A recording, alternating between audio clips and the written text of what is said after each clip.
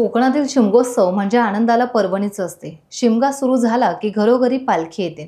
एकापेक्षा अधिक देवांच्या पालख्या गावात आल्याने या पालख्यांच्या भेटीचा योग जुळून येतो। दापोलीचे ग्रामदैवत श्री काळकाई देवी आणि श्री पद्मावती देवीच्या भेटीचा योग अगदी बाजारपेठेत जुळून आला आणि पारंपरिक खालूबाजा ढोल ताशाच्या गजरात देवीचा जयघोष झाला। ग्रामस्थांनी पालखी नृत्यही ठेक्यात केले। यावेळेस ग्रामस्थांचा पालखी खेळवण्याचा आनंद गगनाला मावेनासा होता।